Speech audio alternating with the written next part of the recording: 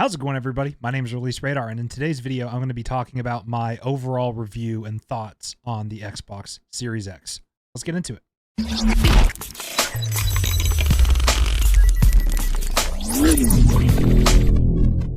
So the first thing I want to start out with is the build quality. This device feels super premium. It has a lot more weight to it than I initially anticipated, and that's not a bad thing. It is the most powerful console on the market, right? But it does have some flaws, and we will get into those later in this video. But the overall build quality feels super premium. The device is a big old chunker. It is a big boy. But overall, it doesn't feel cheap. The plastics don't feel cheap. The controller feels great. I mean, I love these Xbox controllers. I have one that I bought to use with my computer, right? Like, the Series controllers are great. And the Xbox controller layout has been the same for such a long time because, you know, if it ain't broke, don't fix it.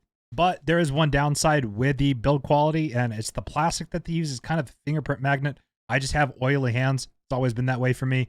So if you are prone to leave fingerprints on devices, you will leave fingerprints on your Series X, which is a little unfortunate, but, you know, you just clean it off when you get it plugged in and then you're fine. It's not like you're going to be touching your console all the time because you can power it on and off with your controller. And I will say that it also just looks like a normal device compared to the PS5. I'll put a picture of them side by side right here on the screen right now. And the PS5 just doesn't really look like a normal piece of technology. And I guess that's kind of what Sony was going for in the design language of the device. But, you know, my brother's moving into an apartment with the lady that he's going out with. And a PS5 just probably wouldn't fit her design tastes. But the Xbox is just it's a box. It is a big black box. So it should look normal amongst your other VCRs or whatever you have under your TV nowadays, right? Like, it looks like something that would actually go in a living room, unlike the PS5. As I said earlier, the controller feels super great. You know, it's got the D-pad, the offset joysticks. You got your ABXY. You also have your start and select buttons, but there's also a media share button on the controller now. And I think that's been around since the Xbox One, but I never was hands-on with an Xbox One. But you can take screenshots, you can record videos, and I believe you can also just live stream from your console like you can with the PlayStation. So it has social features for people who like to take pictures and videos of screenshots and gameplay in their games, right? You know, if you hit a crazy clip, you can save it. You don't have to yell, "Mom, get the camera," like that old meme, right? Like, you can just save your recent gameplay, just like on PlayStation, which is something I didn't actually know Xbox could do. So that's really cool. You obviously also have your bumpers and triggers, and there is a grip texture along the controller. You can kind of see it here. And it feels super great. Now, this is my personal controller. It's not the brand new one that came with the Xbox. That's why this one's kind of dirty, because I've had it for almost 2 years now. But it also charges with USB-C, which is really nice because I have so many other devices that also charge with Type-C, like my Steam Deck, like my Valve Index controllers, like my PlayStation controllers, like these headphones. There are so many devices that charge with Type-C. So having Xbox also include that universal cable and their ecosystem is so nice to see. However, unfortunately, I do think that Sony does win the controller battle, and I say unfortunately because the Xbox controller is more comfortable for me to hold. You know, I'm just used to the layout of an Xbox controller, but it just does not have those revolutionary features that the Sony PlayStation 5 controller has.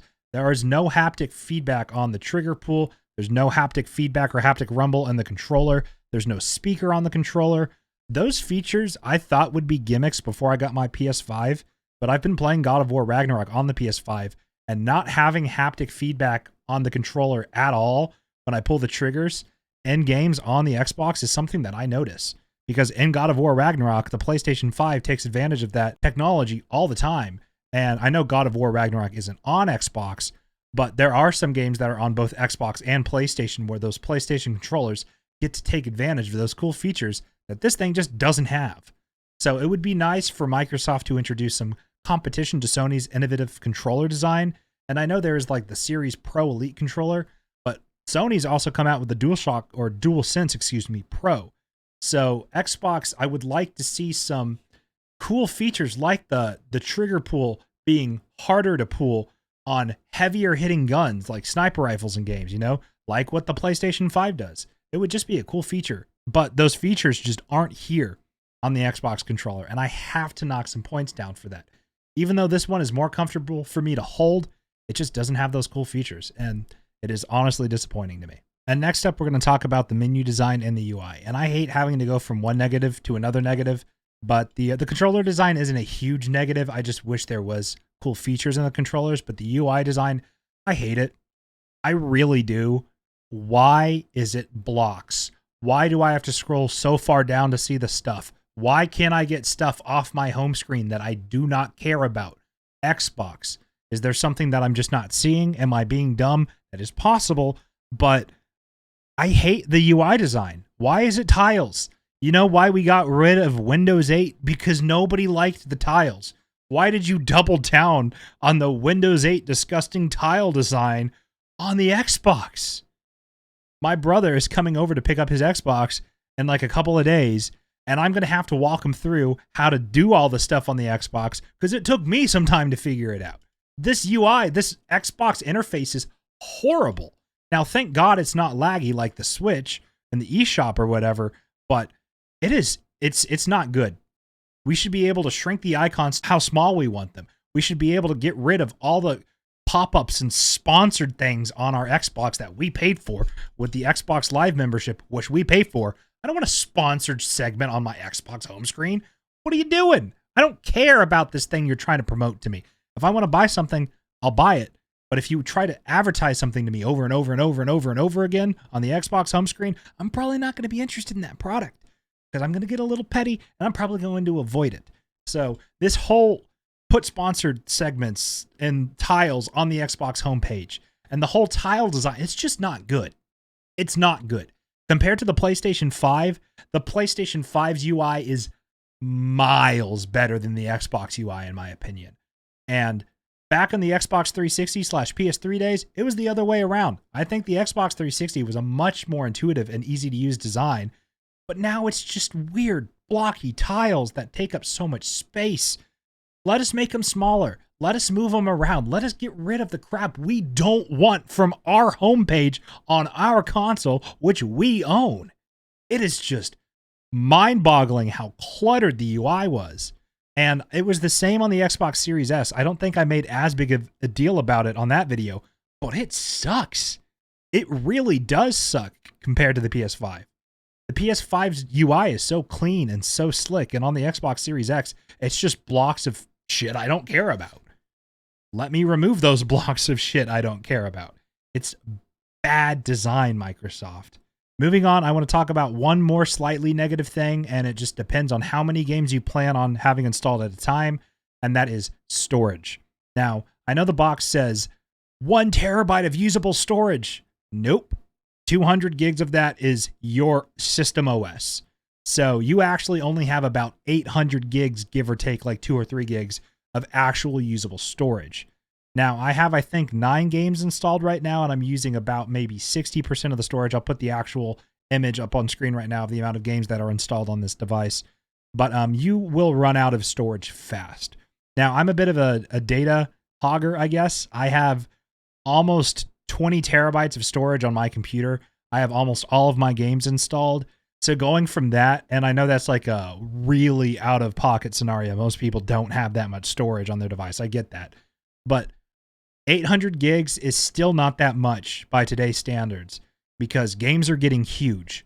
Call of Duty with all of its DLC like Warzone and Modern Warfare 2019, couple hundred gigs. That is an eighth of your storage gone. One game. If you want to install Warzone 2 with Modern Warfare 2, that is another eighth of your storage gone in one game. What if you want to install Halo the Master Chief Collection with Halo's 1, 2, 3, ODST, and Reach? That is another eighth of your storage gone. You are running out of space because games are so huge today. Now, Microsoft was aware of this, and this is where they did something kind of cool that PlayStation didn't do, although you can expand your PlayStation storage with an M.2 SSD. Microsoft went the more, I would say, Apple route with this, and they released a product, which are these external storage drives, which you can insert into the back of the Xbox, and you can have them at a terabyte or 2 terabytes of size or something along those lines. And you can use those expanded storage devices, and they're really easy to insert, and they're just expensive. And that's why it's the Apple approach. It is not really the cheapest way they could have gone about it, but they made it easy, right? In PlayStation, you just open up your panels, you slap an M.2 SSD in there, done. I've installed hundreds of M.2 SSDs. I've built hundreds of PCs over the last 10 years. That's no big deal. But I don't want to spend hundreds of dollars on just 1 terabyte of storage when a 1 terabyte SSD on Amazon and M.2 is like maybe $100, depending on the brand you get. You could probably get a 1 terabyte M.2 for less than 100, but you do also have to hit the spec for the PS5 to actually read and write to. But these storage expansion slots are a nice offering if you do want just simplicity to upgrade your storage. But it's just the internal storage of a next generation console being under a terabyte when games are hundreds of gigabytes in size. It sucks. It really does. So you're going to have to upgrade your storage if you plan on using the Xbox as your main device and you are a more hardcore gamer. Now, in my brother's case, he's a casual gamer. He wanted a racing game, Forza, a couple of first-person shooters, Halo, and Call of Duty, and then he wanted Minecraft, and then I threw Grounded on there because I think it would be fun to play with him. So he has maybe 5 to 9 games installed. But if you have a lot of games on Xbox and you want to keep them installed on your console, it's going to be tough. You're going to have to buy expandable storage. But something cool about the Series X is that you do have a disk drive. So if you buy a game that's wholly on disk, which kind of isn't really a thing anymore, because you put a disk in your console and there's a 50 gigabyte day one update to that game that you just bought on disk, so it's just storage is a problem on these next gen consoles. And it sucks because games are big and you just only have 800 gigs of usable storage built into the device. But you do have that disk drive. So if a game is somehow miraculously in the year of 2022 all just on a disk, you could use that as well. The reason I'm so disappointed in the storage size of these next generation consoles, and especially the Xbox Series S and Series X, is that Game Pass is such an incredible deal. You get so many games for a monthly subscription that is equivalent to Netflix, but you just get more value. There is so much to play. There's Battlefield games, there's Halo, there's Bethesda games, there's EA games, there's games from the original Xbox from back in 2001. There are so many good games that you probably would have never otherwise purchased, but now you can play them because you have Game Pass. And there's so many games to play and so many games to try, but you just don't have storage to install them all, which is the problem with the storage only being 800 gigabytes. But Game Pass is such an incredible deal. And I think Game Pass is really the punch that just puts Xbox on top in the console sphere. Because if you're a casual gamer and you just want to be able to play a couple games now and again with your friends, you cannot beat the value of Game Pass. Because if you all have Game Pass, you just find something on there to play. You can play Grounded, you can play Rainbow Six Extraction, you can play Call of Duty Warzone, you can play Halo Infinite multiplayer together, you can play any of the other Halo games together. You have all of these games at your fingertips for a monthly subscription fee that also now includes Xbox Live. So Game Pass includes Xbox Live and EA Play if you have Game Pass Ultimate. So you get online connection to your Xbox, which I still think paying to play online when you already pay for your internet, that's stupid, but that's just something consoles are just going to get away with. You have to pay to access the internet that you own. It's dumb in my opinion, but Xbox Live is included. You have access to all of your EA games that are on there, and you have the monstrosity that is Game Pass. So many games that are just at your fingertips if you own this bundle, and it's just an unbeatable value, which is why I think for the casual player, with all of those negatives that I said shoved aside, the Xbox Series X is still technically the strongest console. It can do 4K 120 with a breeze. It can do 4K 60 with a breeze. You can change it to 1080p or 1440. I'm not sure about 1440, but I think you can do 1440, but don't quote me on that. But you can do 1080p 120 or 60. So if you have a TV that doesn't support 4K 120, maybe you could do 1080 120, right? There are so many options with this console, so many games that you can play through Game Pass. And Discord is even on Xbox now. But the whole Discord on Xbox situation is weird. You have to log in with your Microsoft Edge browser, and you can use your phone to control it. It's not an actual app on the Xbox, but Discord is still accessible on Xbox. So because Game Pass is also available on PC, if you have a friend who plays on PC and you're on Xbox and there's a game that you guys want to play together, if it's on Game Pass for PC, it's on Game Pass on the Xbox, and there's bam, you guys can play that game together and talk to each other on Discord. Which is why I opted to get my brother the Xbox Series X over the PS5, because it has that multiplayer functionality that we can play games together through Game Pass that we both don't own, but we can play them on Game Pass together, like Forza, for example, right? And it's an incredible value. And I think it's the perfect thing for the casual gamer, which he is the epitome of the casual gamer, because he plays Minecraft, he plays Fortnite, and he plays Call of Duty. And that's about it. Maybe he'll play Skyrim or Fallout, but those are the most mechanically in-depth games he'll touch. And that's fine. A lot of people play games like that. That's why Call of Duty and Fortnite and Minecraft are all way up there on the sales. They are very appealing to the casual gamer, and there's just a lot more of casual gamers than there are of the hardcore gamer. That's just a fact, and the numbers back that up. But overall, if you are a casual player, or if you're a parent looking to get a gift for your kid for the holiday season, and you want them to be able to have a bunch of games for 10, 15 bucks a month, the Xbox is just unbeatable. Now, PlayStation is in its own category because of the exclusives on PlayStation, like God of War, The Last of Us, Uncharted, and Spider-Man, which, you know, God of War, Uncharted, and Spider-Man are kind of on PC now. PlayStation has those big, blockbuster, story-driven, AAA gaming monstrosities. But Xbox has Game Pass, and you just can't beat that value. So, and Sony is trying to do their own Sony Platinum experience thing, and it's not working, because Game Pass is something that they cannot keep up with. And if Microsoft acquires Activision Blizzard, I see Call of Duty coming to Game Pass. I don't see a world where Microsoft spends that $44 billion or whatever and does not put Call of Duty on Game Pass. So if that deal goes through, you will now have Call of Duty, Battlefield, and Halo all on Game Pass. And that is just absolutely incredible. And the Xbox Series X is the most powerful console. It's only $499, and you get to play all of these games with Game Pass, and your Xbox Live subscription is included with your Game Pass Ultimate. So if you're a casual gamer, it's just the way to go, unless you care about those big blockbuster Sony games. And those are just kind of my overall thoughts on the Xbox Series X. This is my talking form review of the console. I think it is an incredible console.